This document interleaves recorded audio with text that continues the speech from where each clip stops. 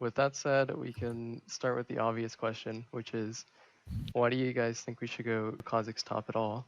And what does it offer to your team exactly? And whoever wants to start on that, either Zero or Aqua, can take it away. You want to start, or should I open it? I'm fine either way. I'll just go ahead and say that Kha'Zix top, in my opinion, the reason why you should be able to pick it is primarily it's because, at least for laning phase, the thing that gives you an advantage is just that the other person has no idea what the fuck you're doing at all. Oh, by the way, PG-13, like, am I allowed to swear, or what's going? I think it's as long as it's fine with AquaDragon, it's fine. I don't care either way. Okay. Anyways, the other person in your lane has kind of zero expectations, and like, you know, whenever they see a Kha'Zix top and they see like Comet or Predator or Conqueror, they're going to think that you're just, you know, trolling your team. They're not actually expecting a real fight. So that's primarily the main thing. And obviously, like, after you hit level 6, like, you know, being able to poke out with your W is like a huge thing, and like, you know, it actually turns you into a real champion. And just being able to abuse the brush makes it so that you can actually, you know, in certain situations fight back. And, you know, it kind of, especially if you're not that good at jungling, it can circumvent the early game, the weaker early game, I would say, that Kha'Zix has, if you're able to just farm up in the top lane. And it has the same strengths as the regular Kha'Zix. Like, you're still going to be able to like one-shot people if you get any ahead at all. And, you know, if you're able to push your wave up, you can still roam, you know, go mid lane, invade with your jungler and all that. So, I mean, but a big part of it is the other person doesn't know what you're doing, and they're going to like make mistakes, and they're probably going to think that they can get away with a lot of stuff that they really can't. So that's what you're preying on, pretty much. Okay. We don't have to go like too in depth right away. Yeah. Sorry. Yeah.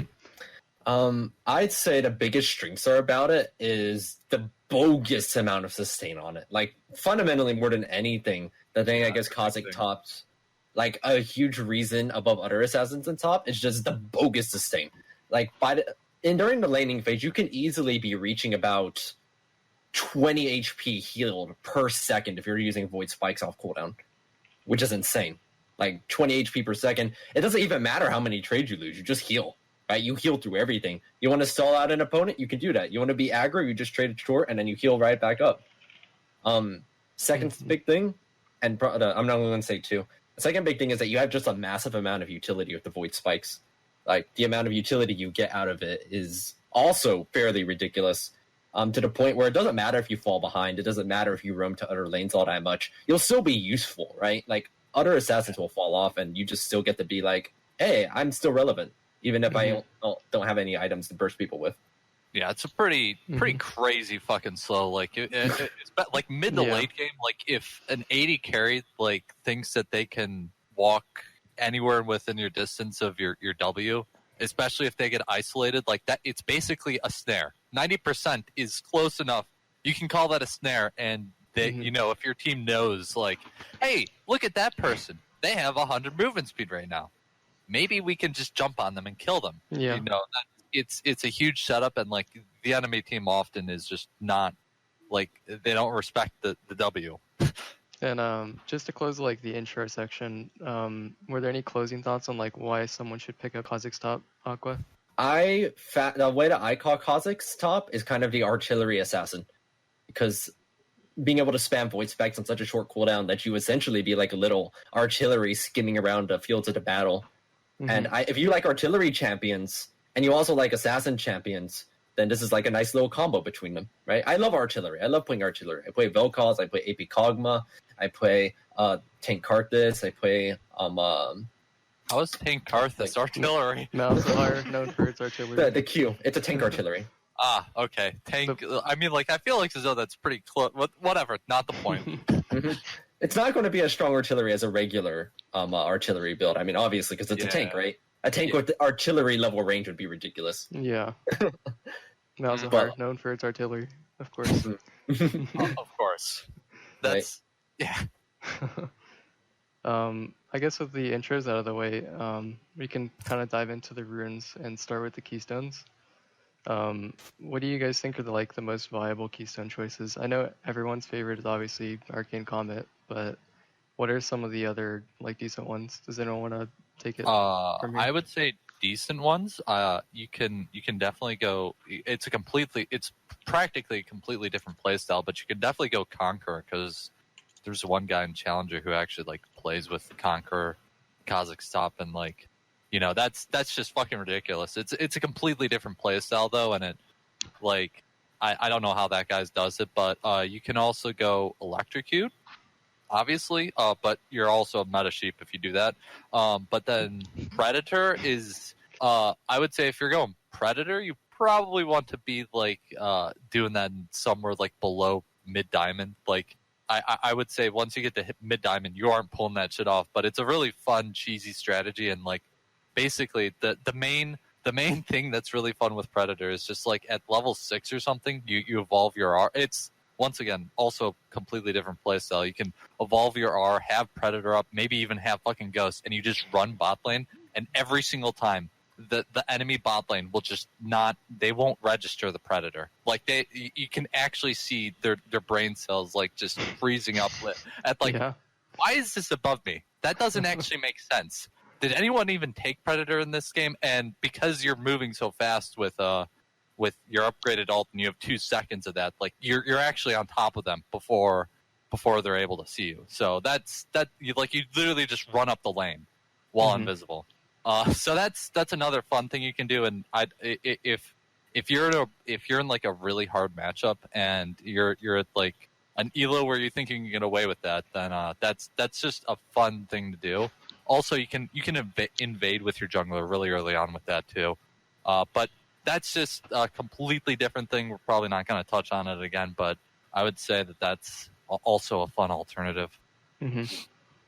So, Aqua, what would you say the biggest argument for either Comet or another one that you'd want to touch on first for Keystone? Before we can even talk about Keystones, we need to establish what play styles of Kha'Zix work top that are not traditional. Not traditional. That are not superseded by something else. Okay. Right. The issue that I see with other Keystones that put you into melee range, such as Conqueror, and I'd like to see the Kha'Zix who got his challenger top. That one. There's a video up on the Kha'Zix VODs thing with the guy. It's something like that. Yeah. Yeah, I'd have to see what they're doing, but the issue that fundamentally shows up to me from that, and I'm now I'm questioning because they're in Challenger, and that means everything I'm about to say makes me look like a total dunce if I'm wrong, and they actually do that on the regular. But they don't do it on the regular. It seems as though they pick Kha'Zix specifically into certain matchups.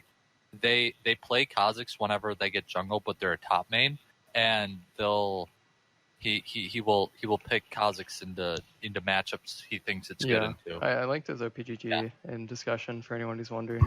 But that's a really interesting. Obviously, if you're not like me and picking Kha'Zix into literally everything, then it certainly becomes more viable when you only pick it into good matchups. So I guess the general case that I'm talking about is that the problem with most other keystones generally is that there's usually just another champion at top lane that can do it better. If I could pick Conqueror or I could pick Electrocute on Kha'Zix, why wouldn't I just pick another top laner that could just do the same thing? Akali is probably a good example. Is if you're actually planning on brawling and you want an assassin that can go invisible, Akali, I feel as though in that situation is most of the time just better, really. There's probably more examples, but that's just the first one that comes to mind. So.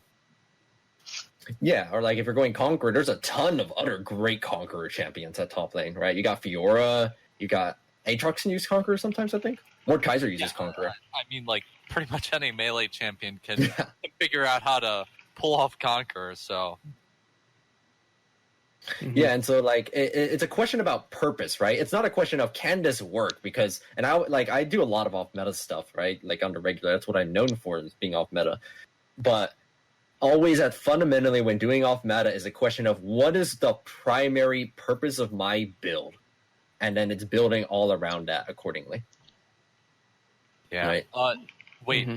Is the phase? I think there's a guy that runs phase rush top. Yeah, that's me. he's here. Yeah. There's two I was people gonna that say, do like, that do you want as well. to promote your phase rush?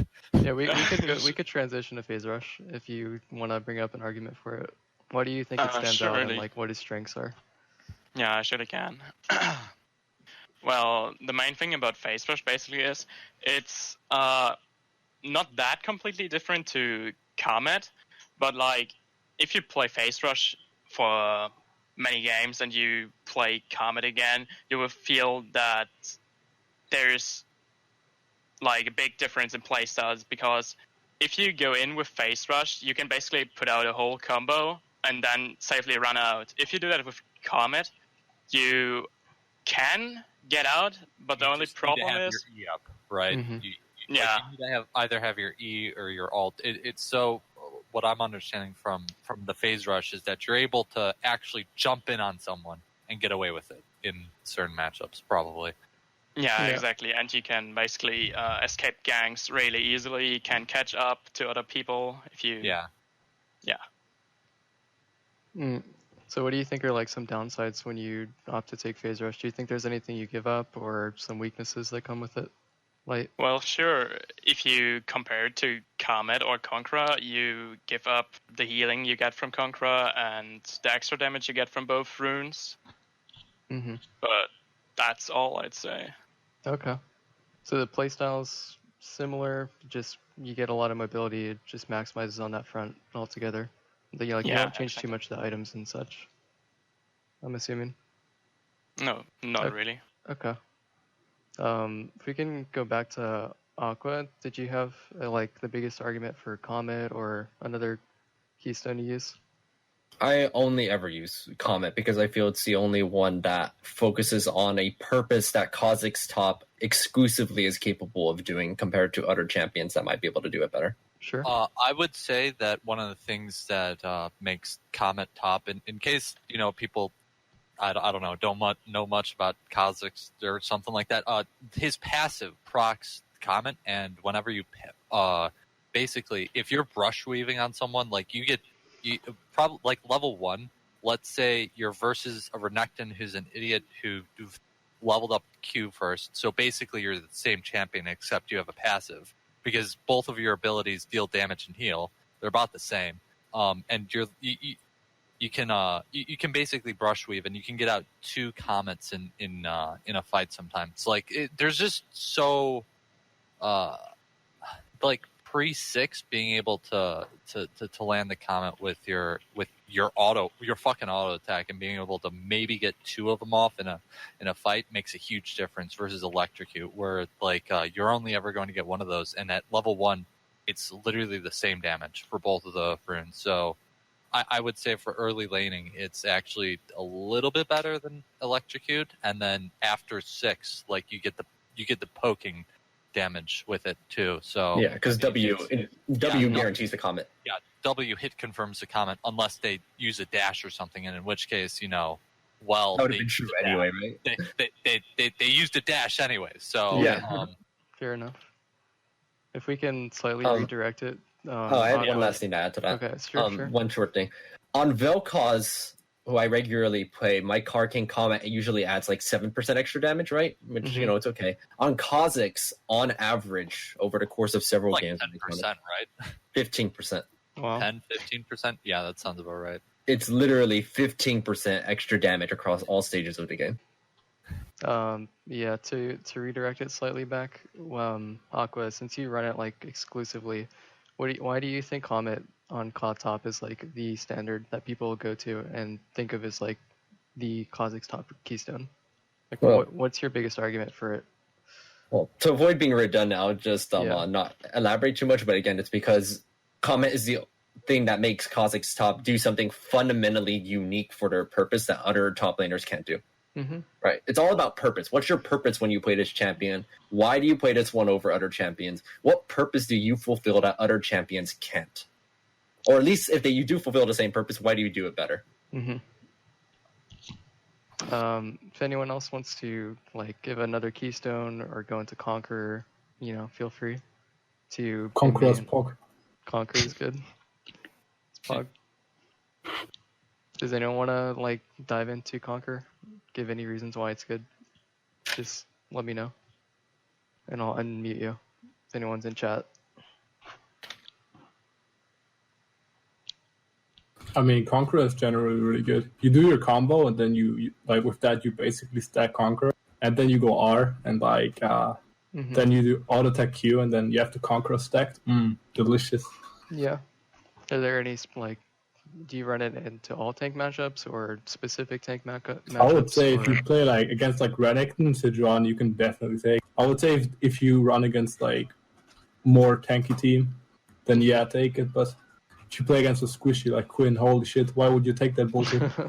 Yeah, that's fair. Yeah, if you take Conqueror into a ranged matchup, then you're fucking trolling. Yeah. Yeah, and I actually like Comet because it's really good against ranged matchups, surprisingly. I didn't think it'd be so good, but the bogus sustain means that they have such a hard time poking you down. Mm-hmm. And then at 6, you just turn around and kill them. I mean, I also like to take Conqueror in the jungle, but I don't know about that. It works sometimes, but we don't have to sometimes, touch too much on it.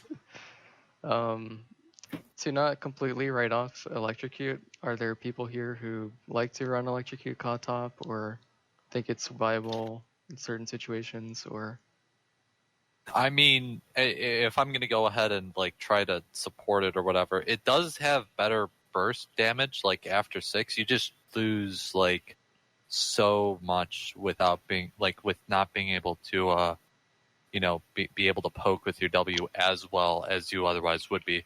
Like sure, you're going to have a bit more like kill potential, like maybe 50 to 100 more damage, like kind of at most in burst, but like how many times is that going to make the difference versus like you're getting so much damage off when you're poking with your W just all the time. Is kind of the problem with that. So that's kind of if you're going Conquer, then you're like you can, if you really are just fucking smurfing, then you can go Electrocute and just say I'm going to kill everyone when I jump in on them, and that'll be the end of that. But if that's not the case, then being able to poke with your W is just a huge thing that you're missing out on. So yeah, a big factor to consider is also the cooldown for Electrocute. It's like relatively longer compared to some of the others. That too. And top is all about extended trades and constantly fighting. Yep. Yeah. Does anyone else have any closing thoughts on the Keystones before we move into the rest of the runes? Not really. I just wanted to say that Phase Rush itself is like way safer than Comet. Okay.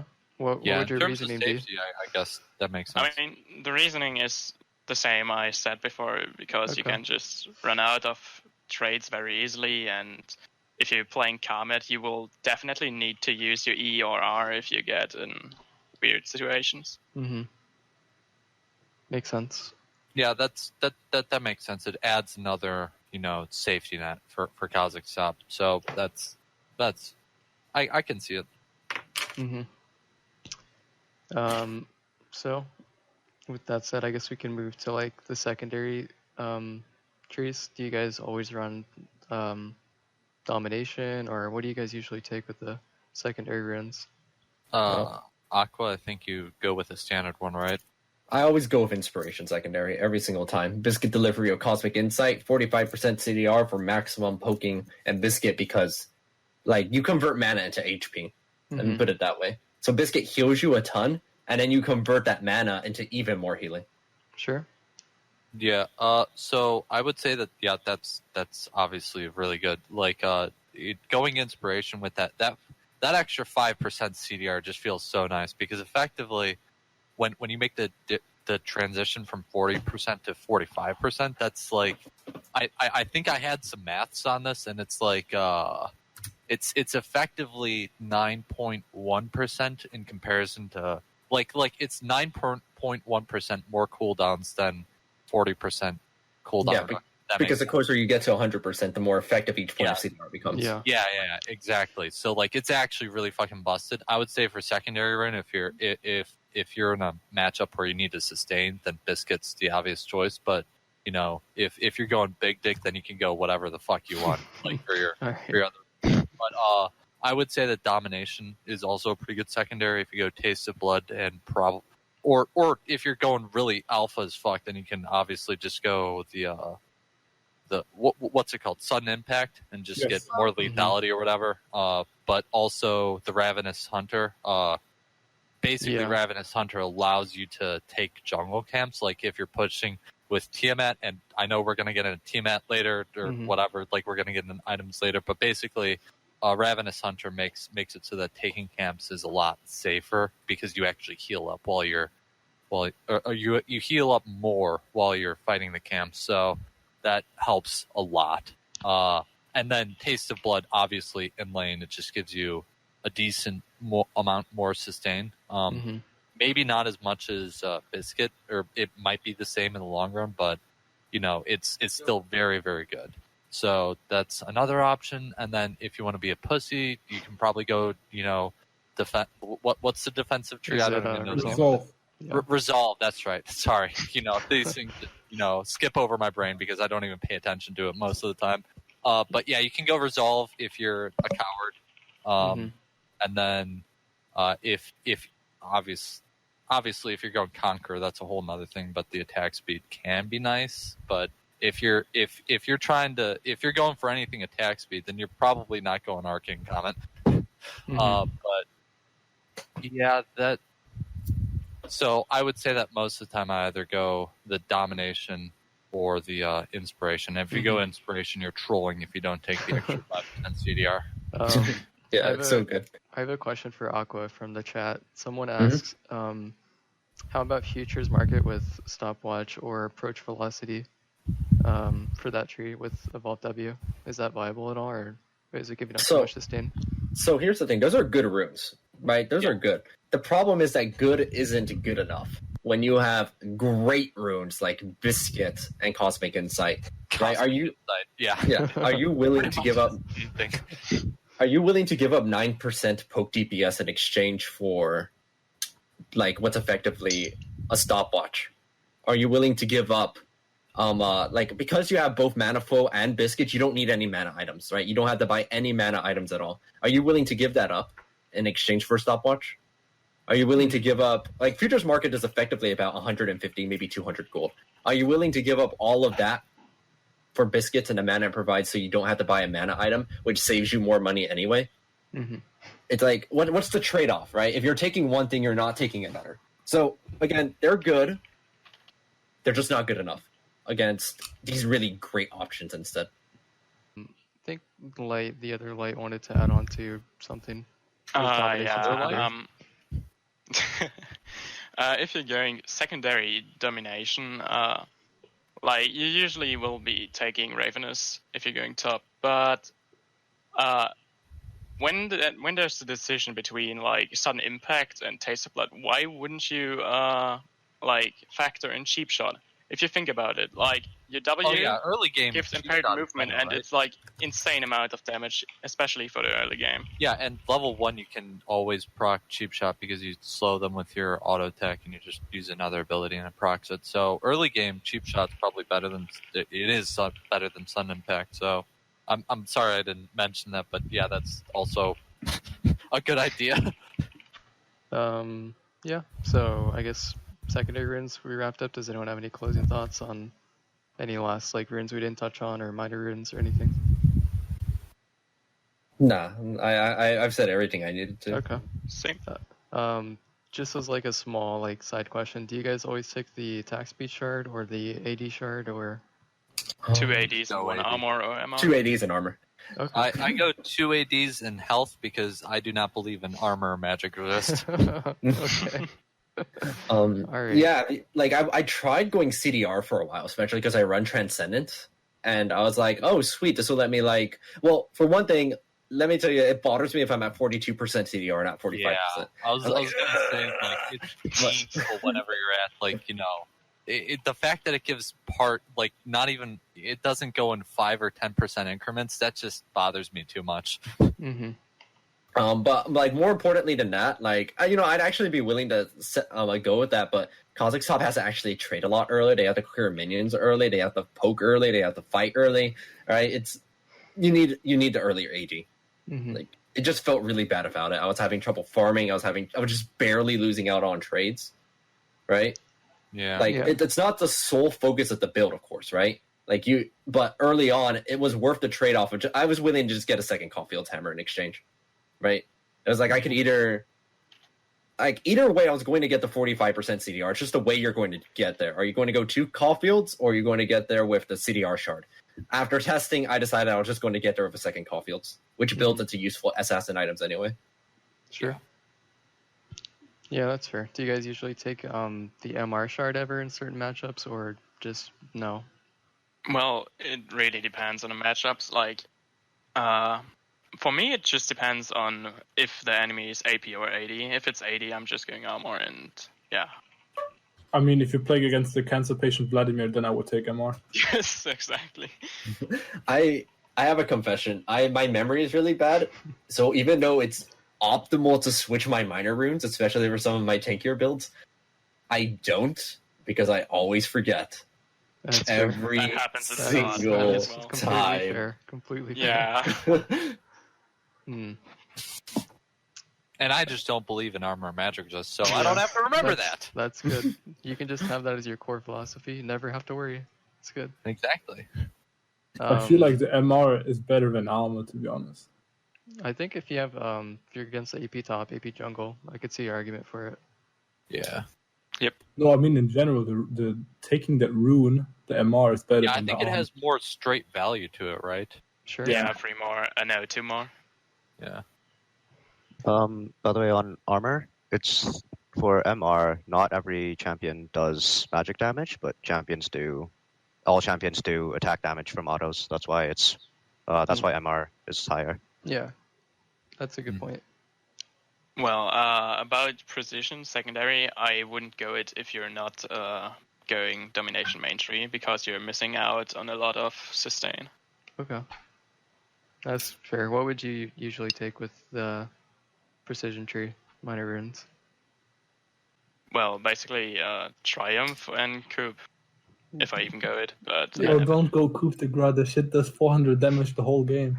Don't take that. That was pretty bad. I feel that. Worst root in the game, maybe? Don't take Yeah, that. it's please. kind of Yeah, good. yeah. It's not I mean- the worst, I think, but it's at the price of its heavy consistency. It has to be weak. Yeah. I think Right. if you go secondary precision, kind of want to go the tenacity or bloodline. That's fair. Oh yeah, I saw. Probably the right thing to do, yeah. Oh, one last thing. Somebody mentioned Time Warp Tonic, I think, inside the chat. The thing with Time Warp Tonic is that, like, as Kha'Zix top, you're not usually going, like, 100 to 0 anyway. It's not like you're trying to surprise the enemy. If you take damage, or you, like, are low on mana, you just use your Corrupting Potion. Like, you're not waiting until you start running low. You just use it. I think his point is, though... Wait, I'm fucking eating my baguette, sorry. Okay. His point, though, is... like, your argument is to use W for poking and such stuff like that, but if you use your W for poking, you have no W for healing, so having the Time Warp Tonic just makes up for the loss of heal from W. I think it's because, like, I have to... It feels like you have to choose. Are you going to stall against that matchup, or are you going to fight aggressively? Right? Like, some people you can. You can fight Tryndamere aggressively early with no problem. But, like, against some other Unless you matchups, get- it's What? just, like, stall. Yes. Dude, I have nightmares about the Tryndamere matchup because one time I walked into lane and I tried her trading with him and he auto attacked once, so he had five rage and he crits me 3 times in a row. And Yeah, so, I don't know how you can I was like, fight no, that in early. you don't get to win that one. All right. Fair enough. Oh, that's so unlucky. Damn. I was freaking out about it like the entire time, and like I couldn't recover from that lane. I mean, like level 6, you can start, mentally. but like it's just like holy shit, this game isn't gonna go well. Like you just get PTSD. Even if you don't lose the matchup instantly, you lose the mental matchup, which is just yeah, a big. no, you're done. You're done mentally there. Yeah, like that, it's even worse luck because the RNG is like not actually RNG, right? Like if you is score a not. critical hit, It is not. the next chance of you getting another crit at low amounts is really low. So they did that 3 times in a row. Yeah, I don't know how it was even like it has to be like a one in like literally 1 million chance, but it happened. So like I just not taking those chances again. Okay, Alright. you don't fight Tryndamere early. All right, I mean, we'll the thing go. with We'll go into matchups like more later on if you guys can Yeah, hold off slightly. Let me just add one thing to this, okay? Sure. Okay, I've been playing a lot of tournament, okay? Listen, if you don't crit like 2 times, then the next hit is 100% crit. It's like, it's busted. It's I rigged. see. All right. Okay. So runes out of the way, we can move on to laning phase. So, Aqua, if you can start this one, what do you think are the most important things to keep in mind when you're laning as top Ka? Just as, like, general rules. I think an important thing is that we should separate like pre-6 and post-6 because those are 2 completely different things. We can have that as a caveat. Sure. Main thing is like I think the most important thing is you have to just choose at the beginning of the match. Am I going to stall or am I going to fight? Right? Like for example, against Darius, like I can stall against him forever. So like I could fight them if I wanted to, but why? They're going to fall off if I just refuse to engage with them and just sustain all day, every day. Hop away when they try fighting me, just farm safely, right? Yeah. On other matchups, again, like Tryndamere, when you don't get obnoxiously unlucky, you can actually like bully them out pretty hard early because like they try trading with you and like they win the trade initially, but you sustain so fast that it doesn't matter, right? It's like lose the battle, win the war. It's a battle of attrition that they really quickly start losing. Yeah. And any thoughts on like the post 6, like how some matchups change and like where your strength shift to? Okay. Yeah, you will win, especially if you get gangs. You can just 90% slow them and the gang is free. Okay. Yeah. Post 6, your gank assist is just like one of the best in the game. Sorry, Aqua. This is for you. I'm sorry. I just have my mouth drooling over here. No, it's okay. Go ahead. No. You did SKT Light assigned to you as the initial. I just wanted to open up with this thought. It's fine. Did you have any closing like laning phase thoughts, Aqua? Like any general tips, important tips for laning? Like I mentioned earlier, Kha'Zix top is surprisingly competent against ranged laners like Kennen, Quinn, etc. because they try and poke you and just heal too fast. And then post 6, your poke is actually stronger than theirs, and you heal, so you can actually bully them back. So it's like revenge, and I always enjoy that. That's fair. Wait, how do you poke with healing when they're ranged? Do you just always keep jumping to the face? Post 6, you can do that. Yeah, because your spike's still like if you're standing right next to a minion, only one spike will hit it. So if you angle it just right, one of your spikes will heal you, and the other one will like go straight for the enemy. Yep. So that's just considering you have W Evo, right? Yeah, right. Which you always I mean, why wouldn't you go W? Yeah, that's like the whole thing. I'm just making the point for all the greenies that don't know that, because nobody has said that yet. So. That's fair. That's fair. Yeah. And by the way, guys, evolve your W. Yes. Oh, yeah. True. So laning, right? Yeah. Okay, so I would say that at level 1, your trading potential is actually pretty good. Like, in terms of like, the rating as top. Like, if you're gonna go like on a 1 to 10, like you're at about like a 7 or an 8. Just because so long as you're able to brush weave, you actually have like a decent amount of just straight trade potential with how big your heal is and how like you do a decent amount of damage with your auto attack from your passive. Like the passive hurts. You'll catch people off guard, like with the fact that you can actually fight level 1. And if you're just going hyper aggressive on someone, like if you don't have to lead through jungler, you start pushing the lane right away, and you fight them the moment they get there. Like you can honestly just push someone out of the lane, and like that can be your key to like winning until level 6, and at which point you win even harder. And if you take Ignite, you can actually cheese some people level 1, but I would not advise that at higher elos because they won't fall for it. I've tried. But anyways, yeah, your level 1 is pretty strong. And then past that, obviously, if you don't have an advantage, at that point, like you can you can farm out and heal up with your W, and you really just got to abuse the shit out of your W, to be honest. And make sure you take corrupting if you're not planning on winning the level 1. Sure.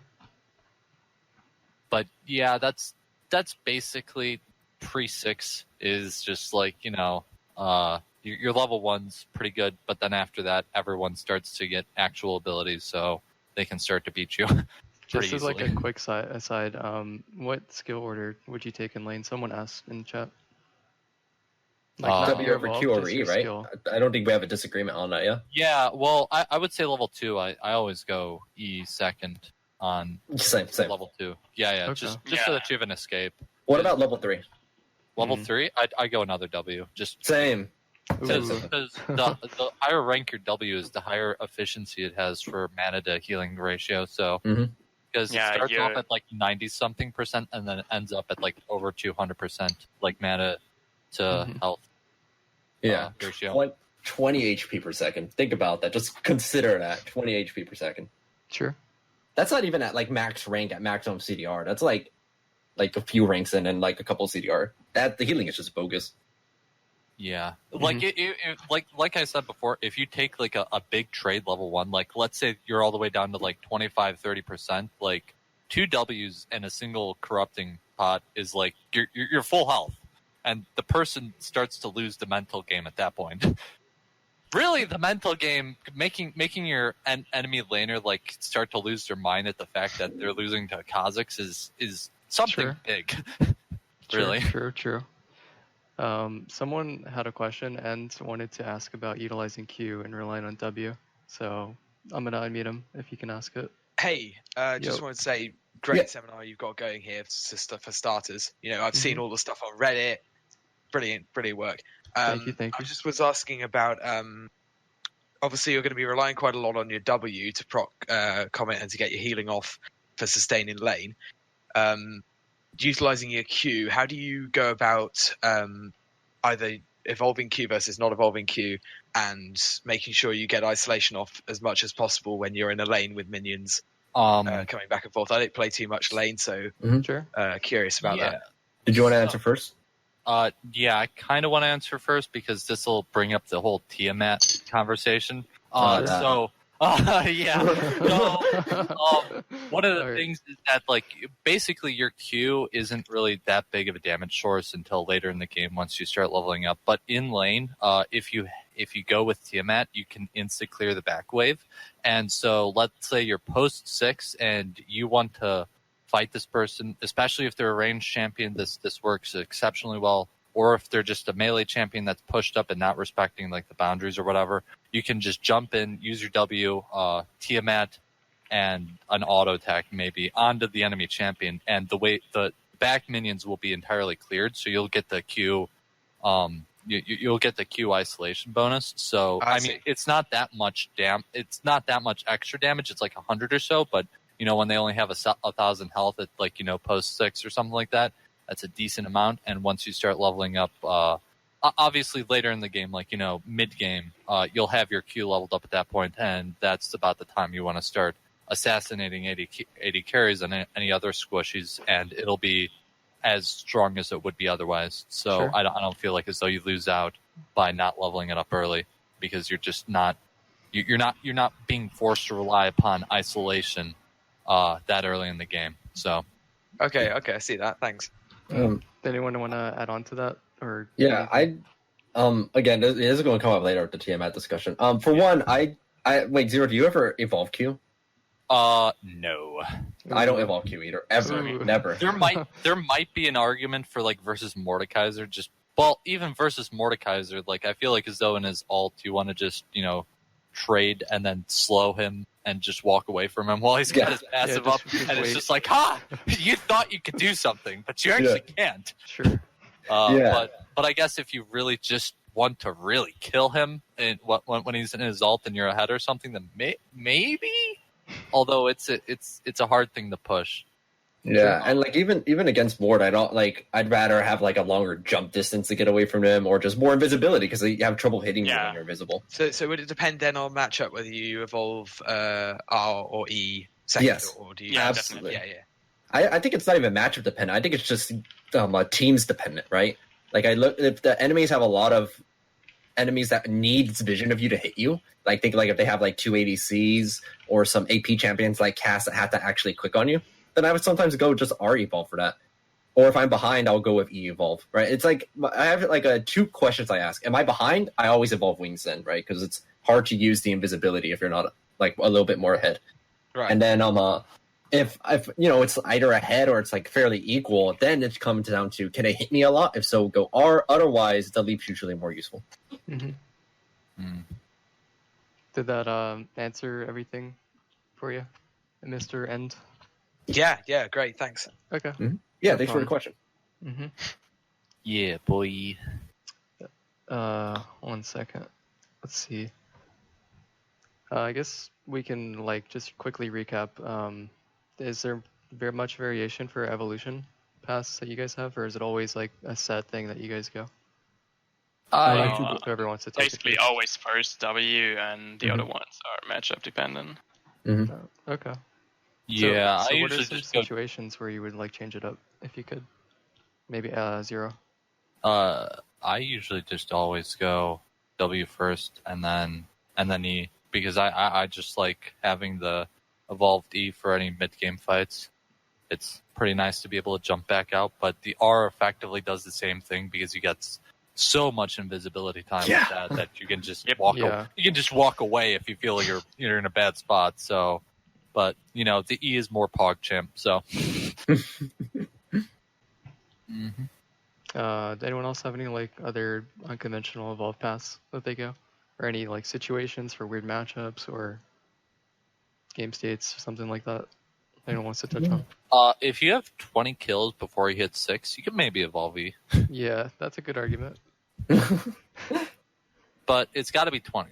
Yeah. Anything less than that, and you're just not strong enough. Yeah, if you got 19, like, come on, like you're just trolling if you evolve. You got 19 kills. What's wrong with you? Sure. Let's see. I guess we pretty much covered the laning phase. Did anyone else have any like post 6 tips or closing thoughts on laning phase specifically? Does that include matchups? We were just gonna transition to matchup, so Oh, okay. yeah. Oh, okay. All right. That will encompass all of the laning phase stuff. Yeah, pretty much. Just to move on to that, what do you guys think is like the hardest matchup for COD top? Renekton.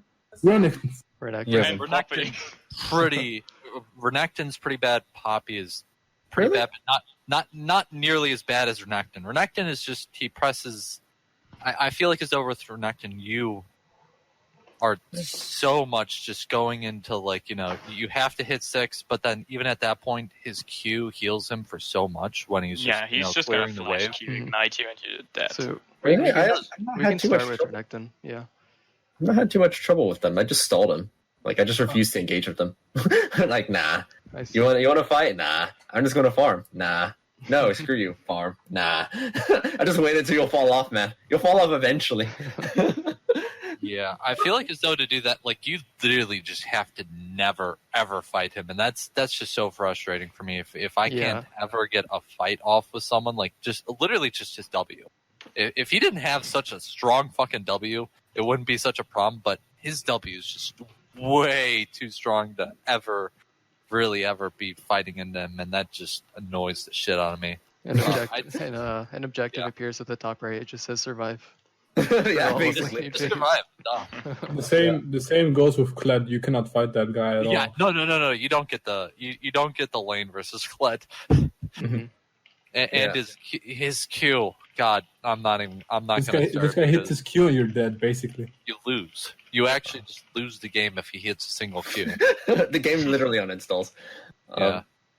Like I play AP Kog'Maw, who doesn't get to play the game until level 11. So Fair enough. waiting until level 6 ain't too bad for me. I'm used to it. AP Kog doesn't play the game until 20 minutes in. I would say that versus Kled, like even at level 6, like you still kind of don't win unless you get him being an idiot. Like he actually has to mess up so much for you to be able to kill him. There's so many mistakes that he has to make in a row for you to be able to win at any point in the game. Because even if you poke him out with his W, like, he gets so much health back just from remounting for some goddamn reason. So like, it just feels like such a helpless battle that you're fighting versus Kled. So yeah, you can't really win that. So to like touch on Kled, what do you guys think you can do to like minimize the damage for the Kled Right matchup? needs to nerf him. That's about it. And you basically just need to stay ranged and don't get melee to him. So I would say Kled is one of the matchups where if you're not high elo, then you can definitely start looking into Predator and just completely circumvent the lane and try to ignore the fact that you're supposed to be up there. The classic can't lose lane if you're not in it approach. Exactly. So, Big brain. by the way, even though I said that I wasn't really going to go into Predator, basically like a quick game plan for Predator is you grab a pink ward, you go into the enemy jungle and ward somewhere in like their top side jungle.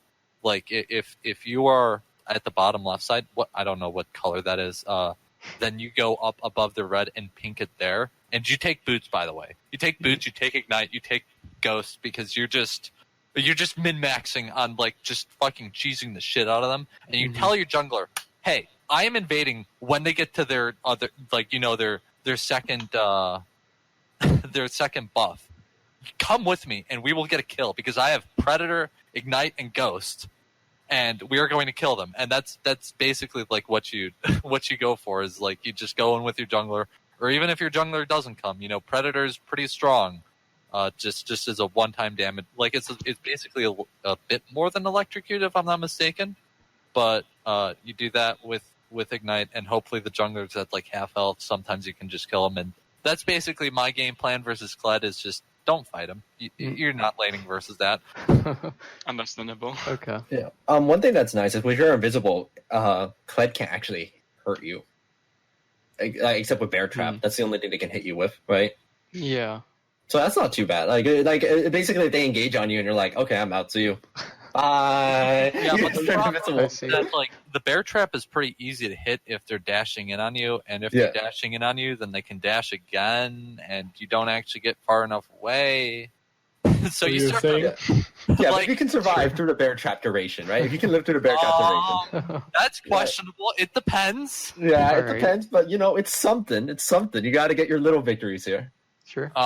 I would say most of the time you're probably either blowing flash or just like completely recalling off that trade because you're at like 25% and you cannot take another one of those trades.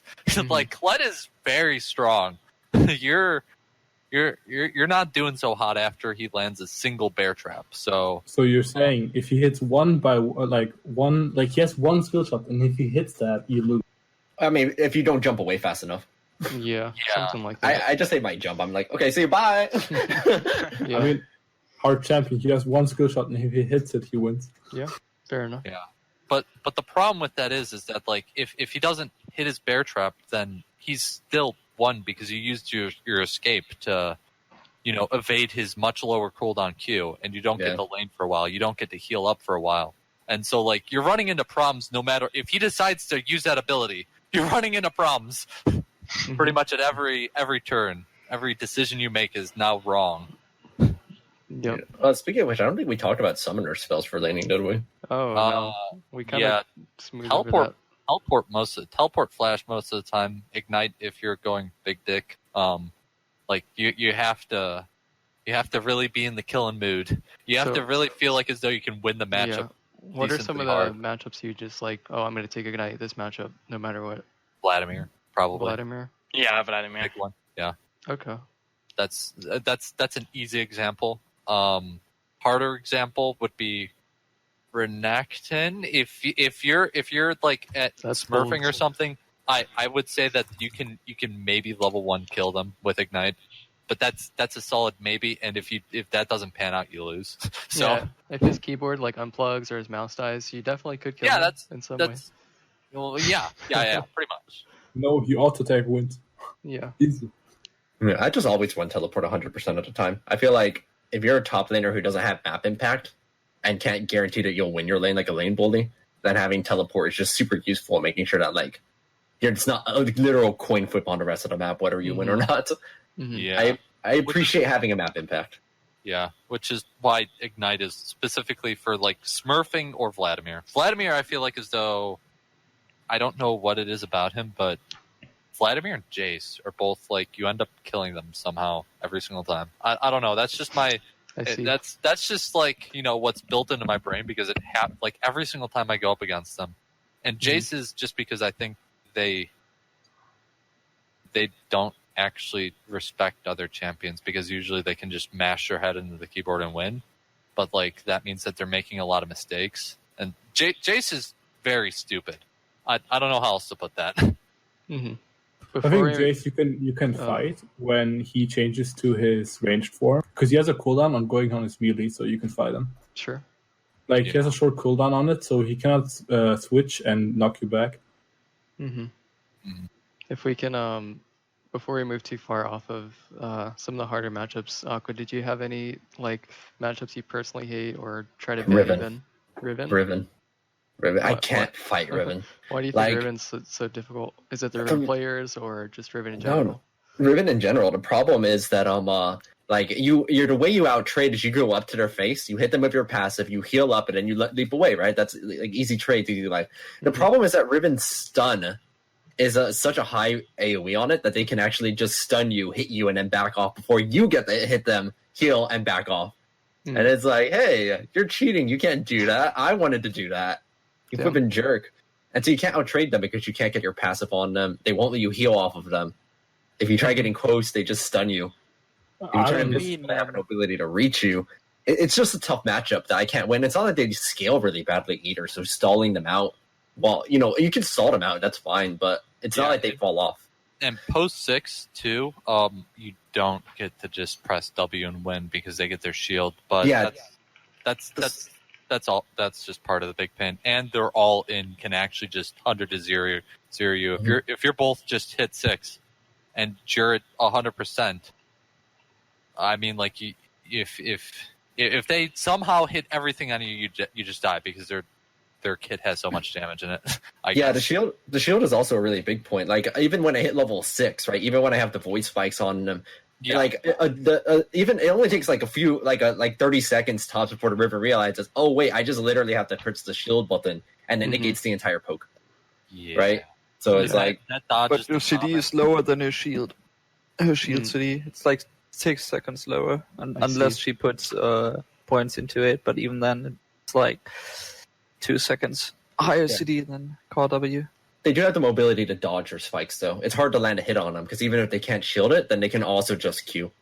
Yeah, and you're in a weird situation where if you're trying to use your spikes constantly like that, like if they're up to the lane, like if they're at the minion line, then if they you can't walk up to them, first of all, because they will just kill you, and second of all, if since you're not walking up, they can just take a step back and let the minions tank it. So like you don't get to be in that position where you can just W spam, even if they have their ECD down. So sure, yeah, it's not impossible, right? I'm not saying like I automatically. It's just hard. It's tough, and you have to just kind of hope they screw up enough times. Man.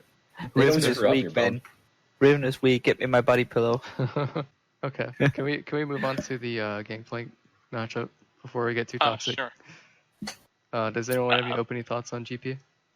Well, GP is basically like the early game is going to be hard. You're just going to play safe and don't really fight him that much.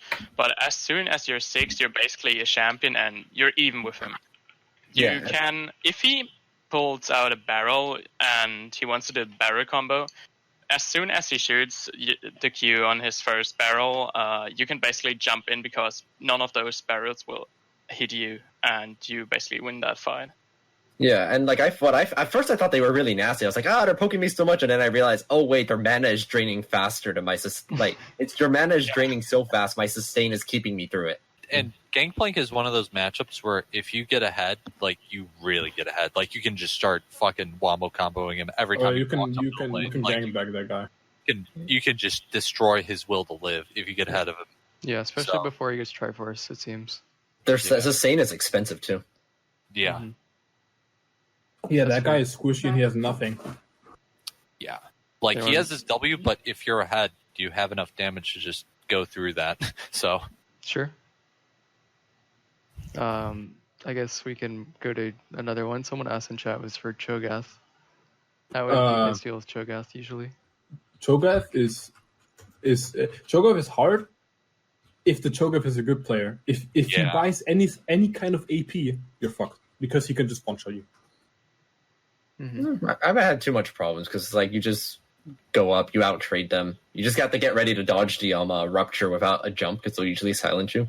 But like, yeah, it's not too hard. Right? I would say that the silence and the Q combo is like the main thing that you got to worry about. Like if they've got a jungler coming, they can set up for ganks pretty well.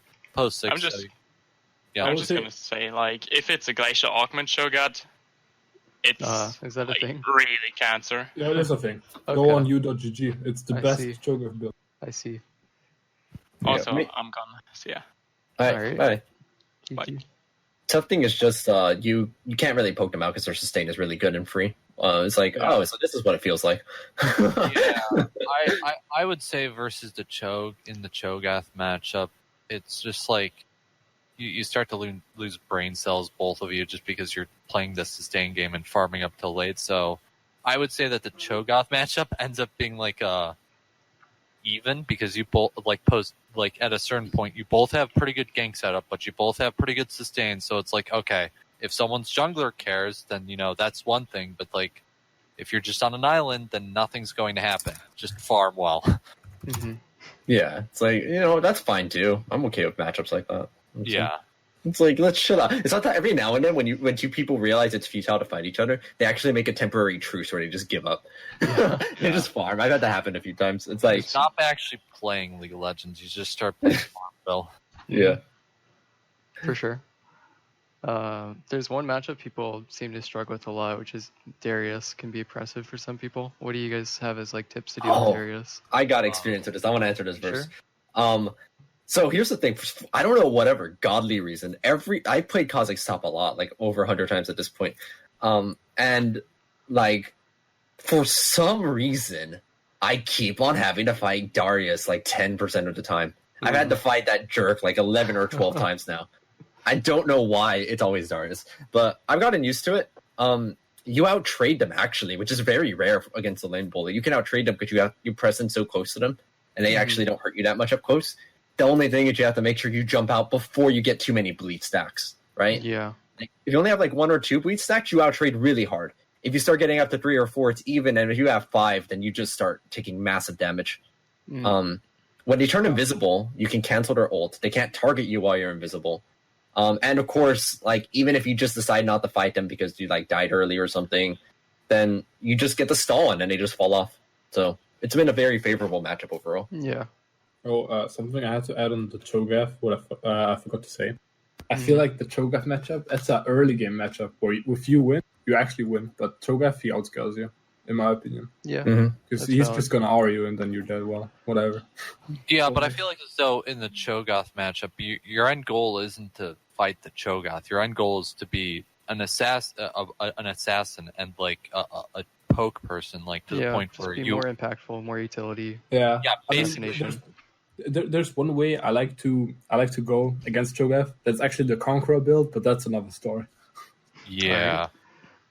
Yeah, so if we can bring it back to Darius a bit, just to recap that, just generally take a lot of short trades, cancel his art with your art if you can. So I'd like to put in something about this. So basically, for me, my experience so far has been that generally versus the Darius matchup is one that you're going to go with, like, the AquaDragon thing where you just go mass CDR, and like once you hit that 45% CDR thing, like you can see their brain cells disintegrating in front of you because the Darius is basically a champion that checks to see, can I movement speed wise keep up with you? If I can't, then I lose. If I can, then I win. So when you have your W on like what is it, a 6 second, 5 second, whatever, 5 seconds, 5 seconds, 5 second cooldown, and it slows them for 2 seconds, and you have your jump on a really low cooldown because you've been maxing out on CDR, and you have your ult to help and flash if you really need it. Like they get very frustrated and you start. It's a very long process to trade with them because usually they start building tanking and all that, but like you start to win after 6 once you get a certain amount of CDR. And you can win the quick trades, but something I'd like to say on that is that like if you're pre-6 and you're jumping away and they pull you just lose if they pull you out of your jump. That's generally the thing you want to go for, is just like bide your time until you can get to that point where you can just dance around him and spam your emote and all that and make sure that he's losing the mental game hard and makes more and more mistakes because he's playing a brain dead champion that just wants to charge you and all that. And even if their jungler comes, you know, the jungler is going to be coming from the jungle. And guess what? There's no minions over in the jungle. So when they're walking up, you W them, and they have a 90% slow on them. And if, you know, since it's a fanned out ability, you can probably hit Darius too most of the time. So it's like you can see the enemy team's like brain cells just like Thanos snapping away like in It's real okay, time. mine are 2 right now. Yeah, exactly. Is that Maberry 3? It might be. Hello. Hello. So I'd say that's the Darius matchup in my opinion. Sure. So quickly to like touch on just like combining all the tanks into like one central topic, since I don't think there's too much variation. Aqua, if you can answer this one, what is like a general rule for dealing with tank matchups, like pure tanks, Maokai, Malphite, things like that?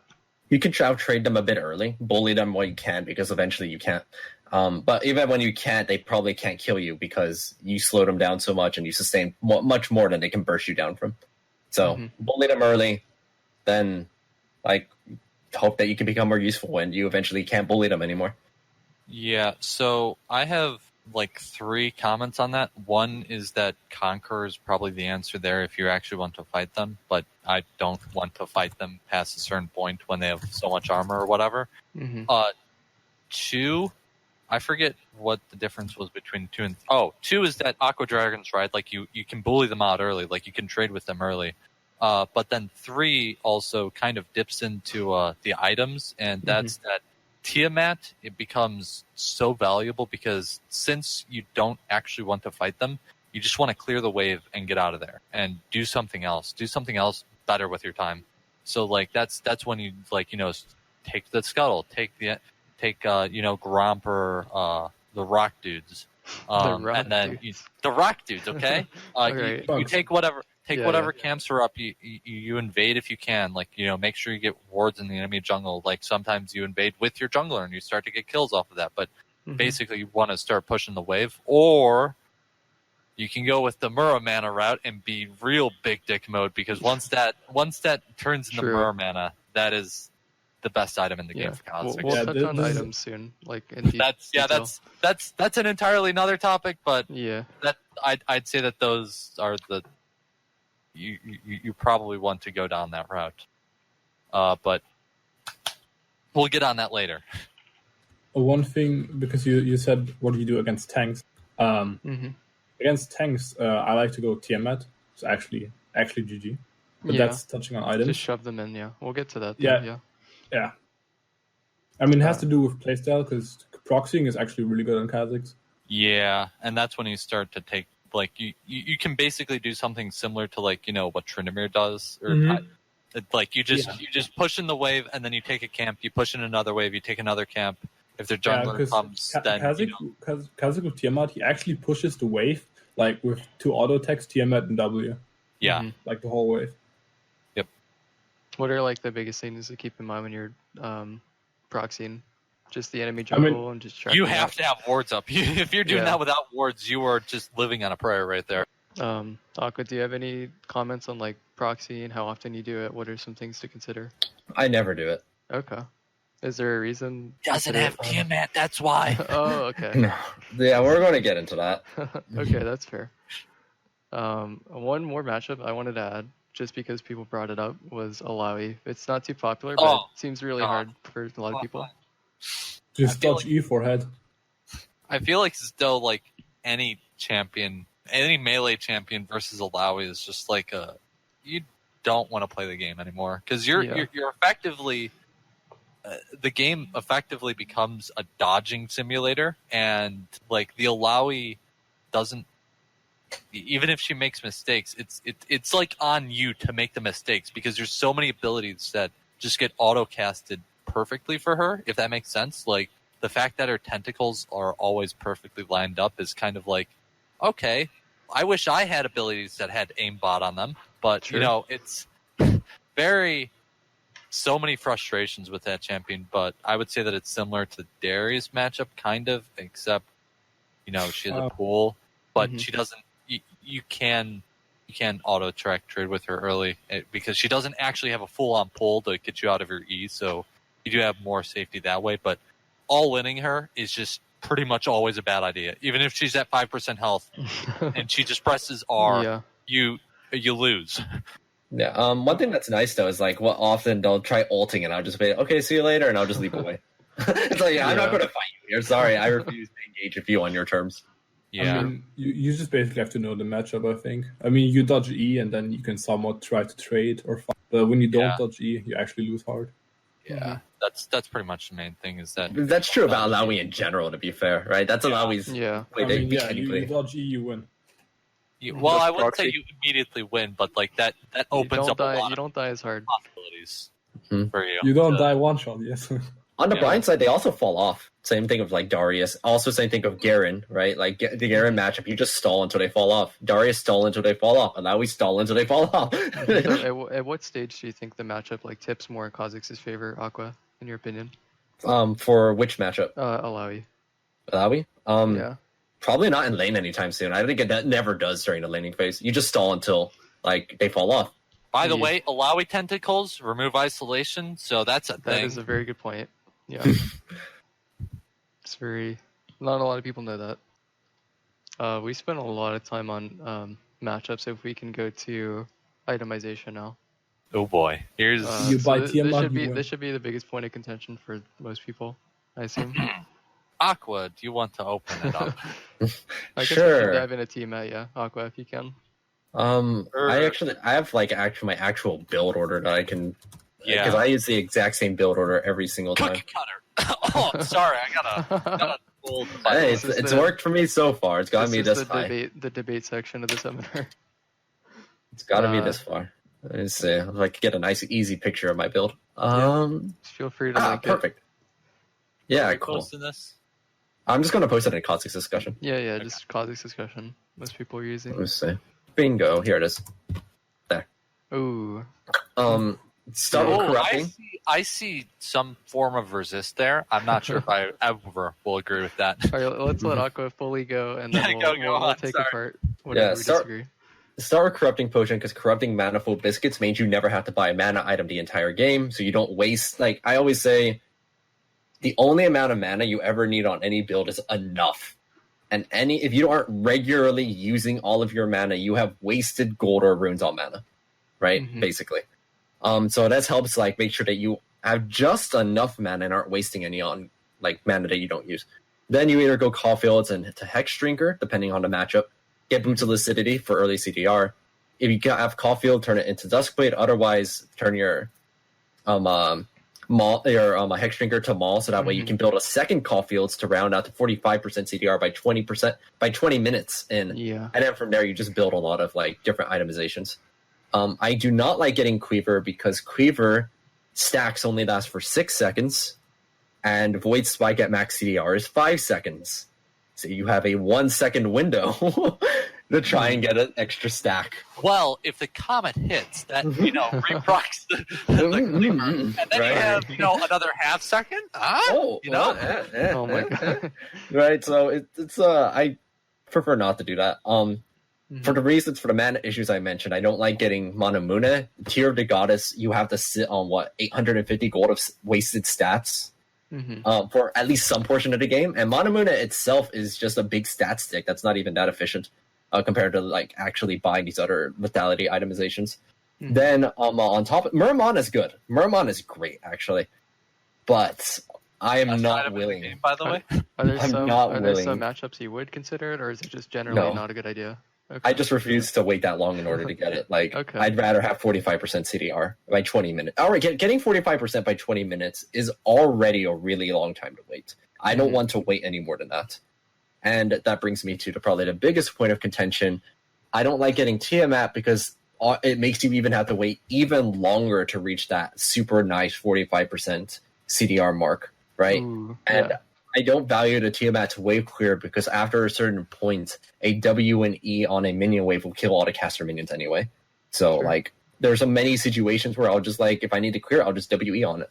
If it's under my tower, WE. If I'm alone and there's no enemies nearby, WE. So you're Just willing kill to take that trade-off of like less wave clear but quicker spikes, less delay on your CDR build, basically. Yeah, I want to get to my main core as fast as possible, and this delves into a meta discussion of like, why don't we see assassins in top lane? But now that's I've already talked enough. That's a good point for like. Just one side overview. question: is it always corrupting potion, or does sometimes you get longsword, or generally always corrupting? I used to get longsword sometimes and regretted it every time because I would run out of mana. Mana can be converted into more HP, so corrupting potion is a huge amount of extra HP and more poke.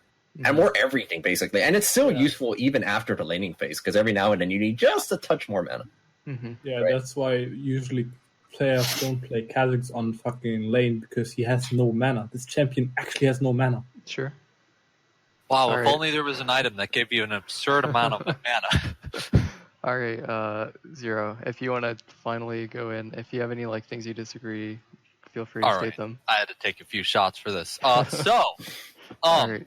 I would say that if you're just so, it's like, let's say versus the tank matchups. So if you are so dead set on hitting 45% CDR, you've kind of like, it feels like you've lost the plot at that point, because you have so much time where Tiamat can be converted effectively into more gold and more map presence than your 10% CDR, because that 10% CDR is going to hold you in lane because you don't have Tiamat to instantly clear the wave.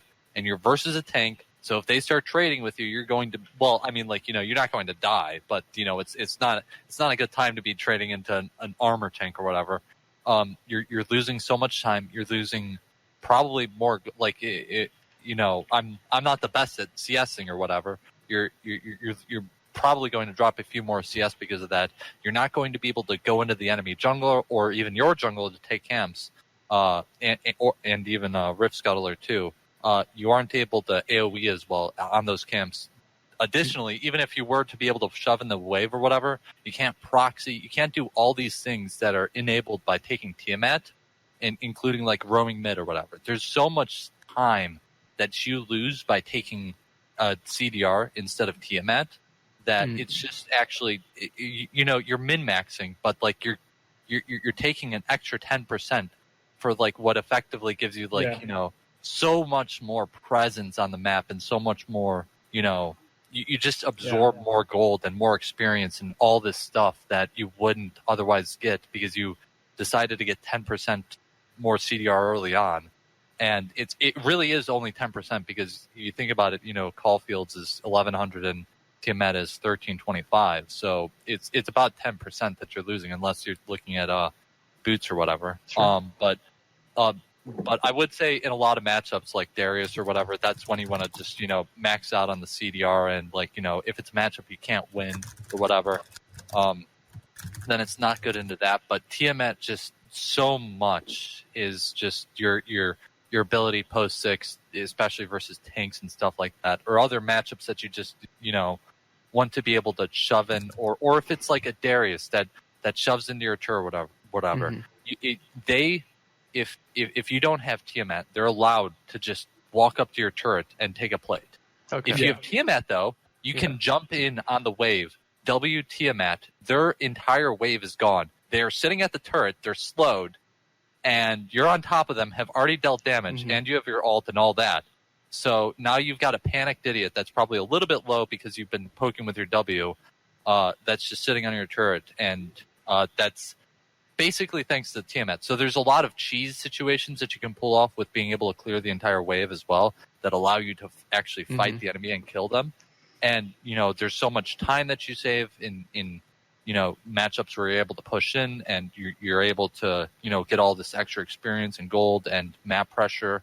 basically everything that you want to do in the game. You get more of it with having Tiamat. So like, Just you're able quickly to summarize like your closing thoughts on Tiamat. Sorry. This I've is been quite kind a of like ramble. circling back on like the same things, but basically Tiamat gives you so much ability to effectively do your job as a top laner. Okay.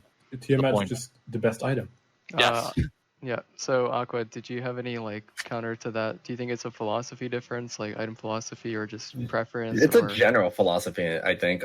Three small things. Don't worry, I'm not going to make this long. Yeah. First, this is just from an experience standpoint, right? I'm diamond 107 off meta builds now. Yeah. Mm-hmm. Yeah. Out of all the I've experimented with a lot of off meta stuff. I do what is it? The full list off the top of my head is top Kha'Zix, jungle Malzahar, Orianna support, bottom Azir, bottom Vel'Koz, AP Kog'Maw, and tank Karthus. And like, there's one thing that's universally true about all of those builds, and they all min-max their purpose in the game, right? Like, Malzahar min-maxes on their utility. AP Kog'Maw min-maxes on their artillery. Orianna support min-maxes on their utility. And like, I found that deviating away from min-maxing on off-meta builds just results in subpar results compared to it every single time. So that just from an experience standpoint, that's where I go with that.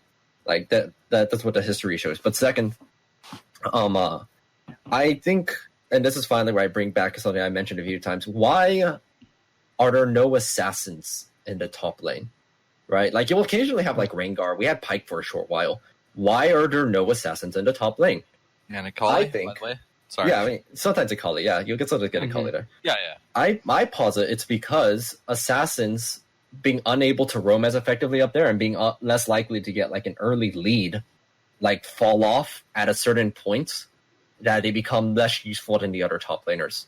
So my philosophy is to still be useful regardless of how ahead or how behind I am, by having as much CDR as possible. So it doesn't matter if I lost my lane. It doesn't matter if I got ahead. I'm useful either way. And the third thing against Tiamat that I like is like, I acknowledge it has all these strengths, but I also acknowledge that it like comes with downsides. Two major ones being it makes you fall off. It makes you fall off in your utility earlier because you don't have the CDR as fast. And second, it's not as useful into many later portions of the game because you're not going into melee range to burst people as often as a standard Kha'Zix build. Like, it's 120 extra damage? It's not that much, right? Mm-hmm. Like that at that portion of the game. And I'm willing to concede those benefits in order to always be useful by min-maxing for earlier utility to circumvent why assassins aren't usually played top. So I would say that counter to that, for your first topic, for your first point where it's like, you min-max on all these builds, I literally only play Kha'Zix top, and I need to be able to effectively play in every single matchup. So there's got to be more than just one set for different team comps that you're going up against and different team comps you're playing with. And, just having a big slow all the time isn't always going to be the best thing. And then as for being able to jump in and assassinate people, I'd say that if you're playing Kha'Zix and you're not jumping in and assassinating 80 carries and you're just using your W, like you're going to be able to use your W either way. If it's a 7-second cooldown or a 5-second cooldown, isn't that huge of a difference? I mean, it is a noticeable difference, but I would say your ability to early and mid game, it has such a big impact that it's definitely worth the small sacrifice that you take in being able to just permanently slow the enemy team. So, if I can ask like a side, more general item question, Zero, what are like your item cores aside from Tiamat that you think like you must have on Kha'Zix? I'd say that Duskblade is a fairly obvious one. I like to just get all the lethality and armor pen items. I'm not a good person to ask for this because I do not believe in armor or MR. I just believe in, and this is just min-maxing the fuck. But this is like an ideology of just like, I don't like it when other people build armor, so I'm going to respect myself and just not build armor or MR, because that makes the game less fun. So I'm willing to say that that's just not better in general. Like, sure, if I'm playing against a Vladimir or something, it'd probably be better if I got like a Hex Drinker or something instead. But like, I'm not about to go down the sinful path, Yeah, it's just more of a Um, personal playstyle thing. The two things that I go Black Cleaver for, and I'll go Black Cleaver versus like Darius. When I want to max out on CDR, I actually go Black Cleaver, and the main reasons is because one, it gives the movement speed whenever you hit a W or whenever Yeah. you're fighting someone. So that's pretty huge when you're trying to just outrun a Darius. Like they don't actually get to chase you. Yeah, I understand. I understand. 20% CDR is a fuck ton, by the Yeah. way. So that's also a pretty decent part. And I guess the health is nice, if you're trying to be a pussy or whatever. But yeah. I would say that the only maybe problem with that is that it doesn't give much AD for like ISO Qs. But like if you're going split push, you're probably not too worried about like assassinating an AD carry or something. Not really. Like, no. yeah. But the thing is, I mean, after that, you can go something. I mean, whatever you want. You can like what I like to go sometimes is Trinity Force and Death Stance, which is really expensive, but that way, I don't think like at that point, no one can 1v1 you. Sure. Yeah. And one other Muramana. I just wanted to touch on Muramana, and that's it is really good. It's Muramana's really nice. I mean, like, okay, but the Manamura, what's it called before it evolves? Manamuna. Manamuna. Yeah. So that's a decent item, I would say, especially after the 10 bonus attack damage buff. I would say that it allows you to perpetually use your W, and it allows you to stay in lane for such a long period of time, and it gives a decent amount of AD. Like stat wise, like just in pure AD, it's like I think it's at like about like standard AD to gold efficiency. If I can just get some extra context, when do you usually get it? Like, is it in every game or situationally? So I would say that it is for matchups where you can stall it, like you can just keep auto attacking, like versus tanks or something like that. Like you kind of get to make a choice versus tanks, especially if you want to go Tiamat or Muramana or both, really. But with Muramana, it's like, okay, look at the enemy team.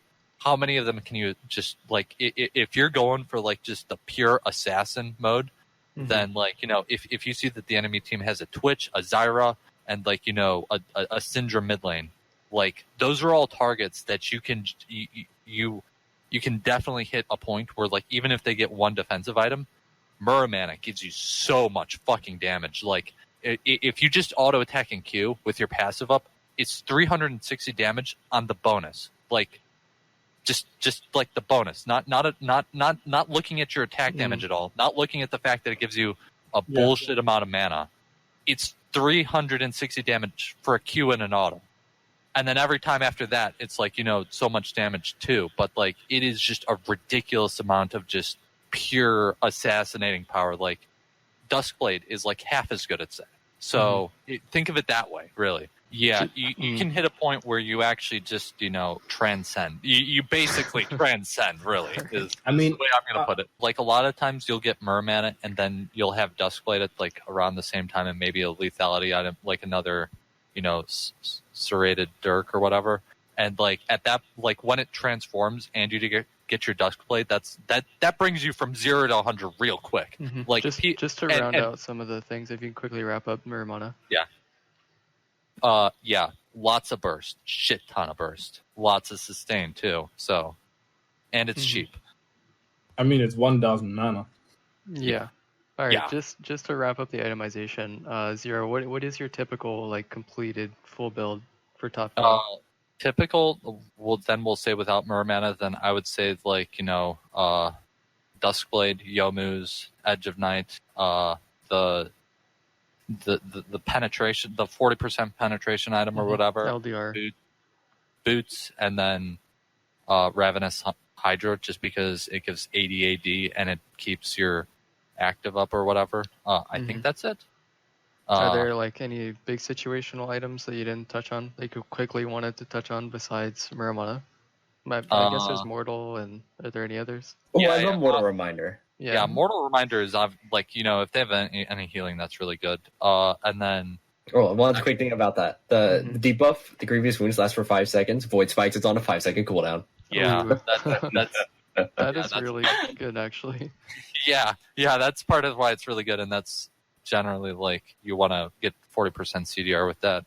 It makes it really nice. I would say that Black Cleaver is the only other one, and that's just whenever you want to go 45% CDR, you kind of want to have that, but I can see why you wouldn't if you're getting 45% CDR anyways, but I just like it.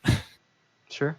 Other than that, I can't really think of any. Aqua, did you have any like situational items that you're like really high on that we didn't touch on too much? Nope, anything that was on my list are the only items I built. Okay.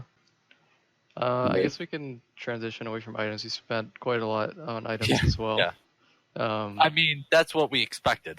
Yeah, I mean, we have fundamental disagreements. I still disagree, but like, there's nothing I can say beyond like all those benefits you listed. I just don't value them as much as you do. Yeah. It's fine. So what is the biggest item power spike to quickly like end the item discussion? Like, what do you think is the biggest power spike Ka has at which point in your build? Zero, if you want to go first. Duskblade and or Muramana. Muramana is absolutely huge. Duskblade is also pretty big. I mean, Duskblade's pretty much the point where you get to start actually assassinating people, but other than that, it's kind of linear in how it ramps up. That's all I really got to say. Oh, and Tiamat, obviously. That's kind of a game changer for Blade. Aqua, what do you think is the biggest power spike for Ka? At which stage or item? I feel like it's gradual. Like, I don't have any one item that like gives me my power spike. I mean, Duskblade's nice, but like I don't assassinate people that often, and like so it's not a huge deal. 45% CDR is kind of like the kind of pinnacle of where you kind of cap out, but you still become more gradually useful. Because as you start entering like levels 14, 15, 16, your Q starts reaching rank 5 anyway. So you can start assassinating people like a regular Kha'Zix can. Just maybe at like a bit less HP. Like instead of 80 to 0, you're going like 60 to 0, 40 to 0, right? Yeah, I would say that the biggest power spike is level 6, really. Yeah, absolutely. That's the most notable thing. Yeah, besides that one though, like that one's clear. But item wise, I think it's just a gradual increase in power. Then stalls out for a little bit at 45%, and starts rising again as you're able to assassinate people. Yeah. Yeah, that's fair. We can move on to how do you guys usually transition leads and push advantages as Kha'Zix top, and what to do after laning phase. Aqua, if you can start this one. I go for objectives. I'm really hard about objectives. I love getting objectives. I'll go for any dragon. I'll go for Rift Herald. Like sometimes the enemy backs, and I'll just do the Rift Herald. Kha'Zix can do the Rift Herald really easily. And so I'll sometimes just take that all by myself while everyone's just busy.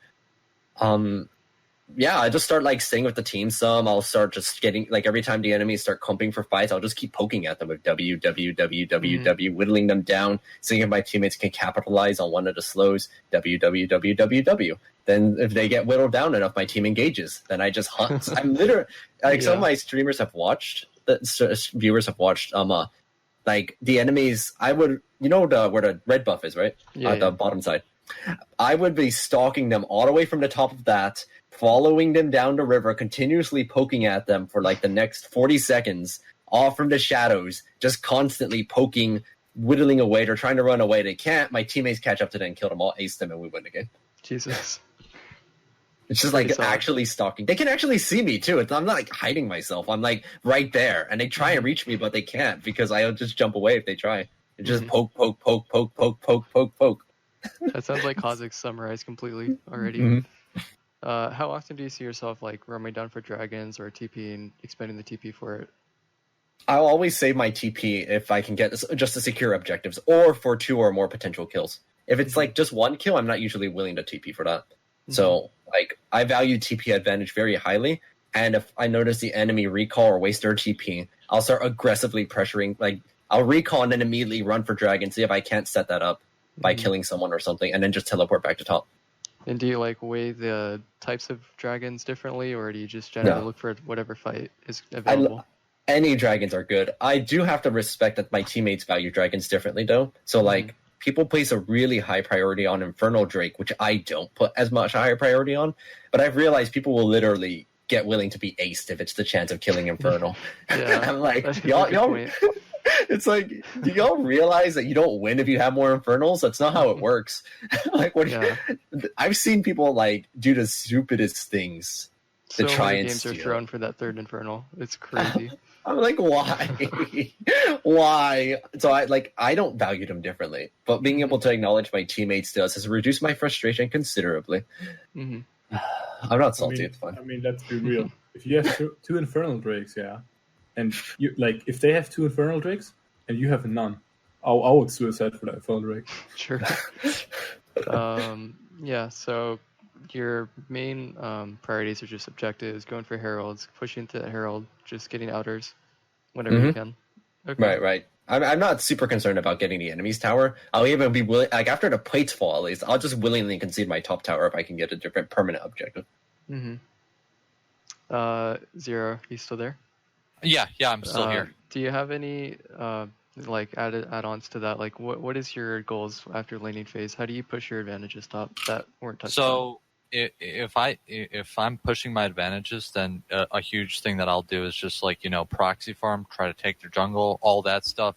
Basically the end goal that's in mind is basically like you want to creep over and start to take the enemy jungle. Like you want to be ahead enough to the point where you can fight the enemy jungle. You can camp, like you can roam to the mid lane and start like abusing them, maybe get some kills on them, because the main thing that you want to look for, that I like to look for, is that once you get to a point where you can like securely like just kill people, like you can pick a target and just kill them on repeat, you're effectively like taking that person off the map for so much time. And when that person's off the map for so much time, that it's a 4v5 for that entire time. So that's when you can start to get objectives off of that. So I like to bloat farm, to be honest. Like I call it bloat farming in my head, is where just like, I try to get as much farm as possible. And like, if I see someone within my proximity of kill range, like I'll just go after them. And that's kind of what I do when I get ahead, is just like, completely go on kill sense, because I understand that if someone on the enemy team dies for free, then you can start taking objectives for free, because if they start contesting, then you get more kills for free. So a lot of priority on picks and just being pick focused through the mid game. Okay. Pick focused, and then after you get a pick, that's when you can look at objectives, in my opinion. Also, those turret plates are nice and juicy. They're always tasty. And usually I only do that if I've already beaten the top laners into submission, or if it's someone who's not a real enemy top laner, like a tank.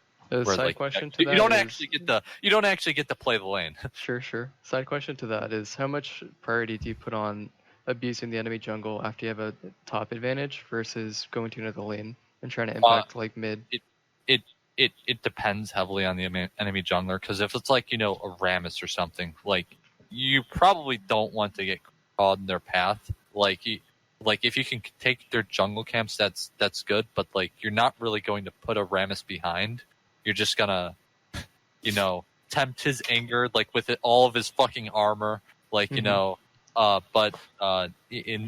kind of situation, like try to get vision on Rammus, keep track of where he is and all that, and try to like go for the enemy mid laner, try to take camps where you can if he's not there, and all that. But if it's a jungler who's like squishier, like let's say Elise or Xin or something like that, where it's not just like pure tank, then if you're ahead of them, or even if you're not ahead of them, and you can you can kind of feel when you can outplay someone, kind of sometimes. You kind of want to go for those when you're ahead and just really push your lead. That's just my opinion, though, is to do that kind of thing. If I can direct the next question back to you, Aqua, for team fighting specifically, how would you like differentiate Ka top versus like jungle Ka, standard, Kha'Zix? How do you team fight, and what are some points you value? Kha'Zix jungle looks for picks. I W. And sometimes, if I'm feeling really frisky, I'll even W. All right. So just maximizing on utility, basically. Yeah, that's it. Just like WW. I'm literally skirting just out of range of them. And that's also why I built defensive items. and so I can get just a little bit closer, so I can. Spoiler alert. W. Okay, that's fair. Do you still like jump in for like easy picks, or do you play it like an assassin if the right opportunity arises? Or, Right. Yeah. Like if I see somebody who's like a 20% HP, I'll still go. And as we get later and later into the match, I get more aggressive about looking for people to snipe in fights. Mhm. So like if someone is like just barely running away, I'm going to find them and I'm gonna kill them, and I'll bounce away and then I'll continue Wing. Mhm. Do you use your R differently compared to like most Kha'Zixes, or like how do you usually use your R in a team fight? Usually defensively. Like if somebody starts threatening my poking position, Mhm. it's more rare to use it offensively, but it's not unheard of, especially if I have to like do a quick 1v1 on someone. Though, if possible, I'll just run away and stall them out instead, so my teammates have the advantage in the rest of the fight. Mhm. It's basically not about me. I'm not focused on being the carry primarily. I just want to make sure we win. Mhm. Definitely. Yeah. So, if I can interject, definitely. Aqua, if you're done, do you have anything else to add to that? No, that was it. But I don't think it's an interjection. I'm just done. Yeah. So I would say that the difference that I would draw there is that like I feel like as though you can play both sides, like what Aqua just said, but then also normal Kha'Zix. And normal Kha'Zix, I would think like generally team fights kind of suck for Kha'Zix in general.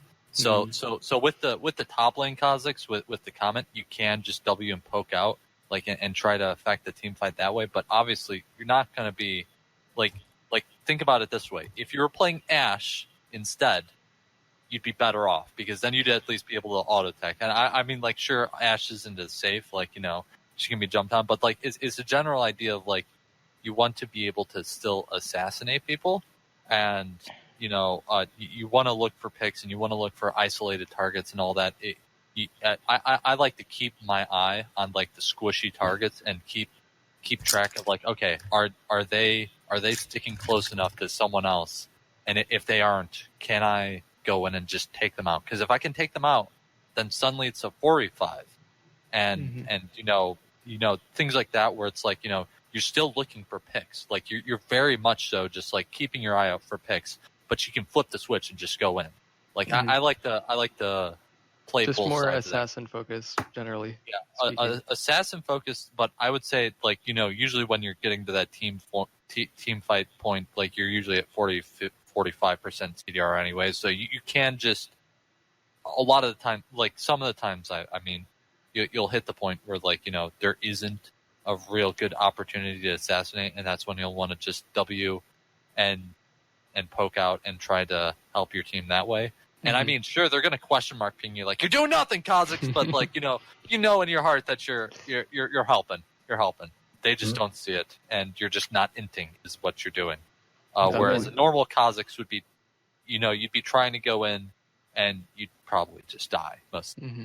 Did you have anything to add to that? I mean, I feel like this just reflects like fundamental philosophy differences. Like, there's not like any negotiation here. I'm willing to min max on poking because that's what's worked on all my other builds. Yeah, that's fair. If we're done on team fighting, we can move on to like quickly some other lanes. Any ones they want to move on to? We can bring on like Comet, Cloudbot. Oh! Wait, hold on. I wanted to blow up this. It's really something that I've been working on for a while. I've theorized that it's might be potential possibility to actually go to Khan the jungle. Wow, that's ambitious. That's real bold. It's pretty rare when I get the chance. What an innovator! But yeah, I mean, like I don't want to go into it really at all because like how would that even work? Don't ask because I don't don't even really have hard CC until level 6. What? I know. What? But I think it might be able to work. Yeah. The camps are isolated. Only some of them. Yeah. So we're just wrapping up. If anyone has any last like Kha'Zix mid, Kha'Zix bot, unconventional lane. If I'm being serious for a second, I don't think that Kha'Zix in any other positions besides jungle or top fulfills the purpose criteria. Right? What do you mean? That I use. I feel updated to cut in here, sorry. Holy shit, your mic quality. Oh shit. Okay, I'm on the wrong mic, but it's the wrong mic. My name is currently support Kha'Zix, so. Oh, true. I see. between Kha'Zix discussions. That's an But that's all I amazing want to say. All right, thank you. And it's also it's only that so that I can have a higher chance of supporting Kha'Zix, so people don't tilt. I see. It gives me like a slightly bigger chance of getting my Kha'Zix support go through, but otherwise, yeah. Okay, thank you for that. Thank you. Alright, I think I've covered everything I wanted to say. Okie doke. Zero, what about you? Yeah, I don't have anything else to say. I don't think. Oh, other than just Jace players are terrible, and you'll probably win every matchup so long as you play it well. All right. Like if you're not in Challenger, you'll win. Oh, I guess last comment I have is just like I'm glad that Kha'Zix top works. I like having an artillery that's also an assassin. Like it's fun. I like it. It's I'm nice. glad I don't have to jungle. I mean, like I played Kha'Zix. Kha'Zix top was one of my original champions I played actually. It was like what was it? An order Cho'gath jungle initially, and then went to Malzahar 80 Mouse jungle, then went to AP Kog'Maw, and then Kha'Zix was actually the one right after that. Ooh. But I wasn't good enough to make it work at the time. And then I revisited it this season, and well, I mean, look where it's gotten me. It's been doing really well. 54% win rate, keeping it nice and steady. True. Zero, if I can ask one final closing question for you. Let's say someone's just wanting to pick up Kha'Zix and they want to try a top. What are your biggest pieces of advices that you would give to them? Just try not to fight too much. Just try to get to level 6, and once you hit level 6, abuse your W. Make sure that you really abuse that W, because that's what you're looking for. Okay. Aqua, your closing thoughts on someone who's just wanting to pick up top Ka, aside from WWW. Dang it, dude, you stole what I was going to say. Not like this. I mean, like that's the only quick answer I can give. Learn when it's better to just stall. like especially if you just start losing your lane. Like you just sometimes have to just be willing to be like, I guess I'm just gonna pray my teammates carry me this game. Like it's not worth dying 4 times in a row because you want to get hyper aggressive all the time. I've done that. Yeah. I'm guilty. So with that, we can kind of wrap up. It's been around 2 hours now, so 2 hours and 9 minutes, I think. Yeah. So yeah, thank you guys for stopping by. AquaDragon, your stream, I'll be linking in the VOD announcement. Zero, thank you as well for stopping by. Very insightful. Support. Yeah, thanks for taking the time to host this. And thank everyone who dropped by, including support Kha'Zix. So many people in its voice chat. Yeah, there was like triple this amount when it started, but yeah, the memes were just too much. Maybe they couldn't handle the mass amount of intelligence that was being thrown back and forth. Their brain cells were being bombarded and like multiplying, and their cranium like couldn't handle the expansion.